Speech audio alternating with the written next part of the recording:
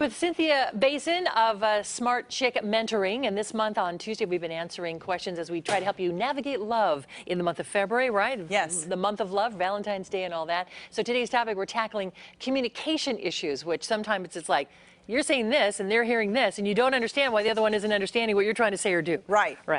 And we all have somebody in our lives, right, that, you know, it is really hard to communicate. And yes. To start off, like I said in the last segment, is that the other person has to be open, you know, their eyes and their mind open to communicating back with you. So it just can't be a one-way street. It's a learned art, though, I'm telling you. I have a sister who I adore, but there are times, like, I do not know what she's talking about, much less trying to understand where she's coming from. So when you're on two different planes, it's so difficult, right, to try to come together. But hopefully some of the things, I know we've got some great questions and stuff like that.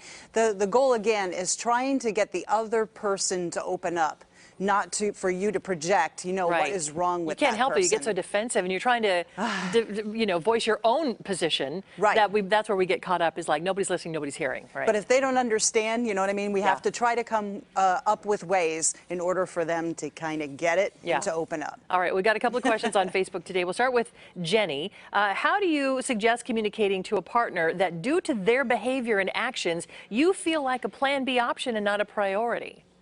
That's an interesting question. All right, so for Jenny, she's feeling like she's option B to the partner. So the first thing, just like I said in the last segment, I think that she shouldn't lash out and just say, listen, you're treating me like Plan B. Is that if that is occurring, there's probably some communication issues among both of them. So what I would suggest to Jenny is really just having a sit down with her spouse or partner, whatever it is, and just doing kind of like a relationship check-in. So she wants to get her message across, right, of how she's feeling. Is that kind of doing a relationship check-in and going, you know, how do you think things are going for you? So being able to listen to the other partner, so giving that person a chance to talk about how they feel about the relationship, what could be improved upon, and then she can bring up her feelings. Again, her feelings on, you know what, that, you know, I feel like, you know what, we're, you know, not communicating as much, or you're not paying enough, you know, attention. She may find a totally different perspective. Exactly. And I think things are great. Right, again, so not just focusing on herself, but opening the line of communications, because there might be some things that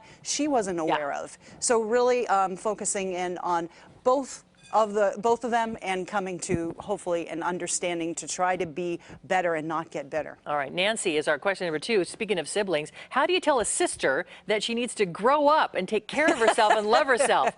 Well, probably you're going to say she needs to change her approach. Yes, just like I said at the beginning of the segment, right? The last thing that she probably wants to hear, you know what I mean, that you're doing things wrong, you're wasting your life, even though we know that, and I'm going to assume that Nancy is correct, right? So the thing is this, she's probably tried that before with what? Probably terrible results.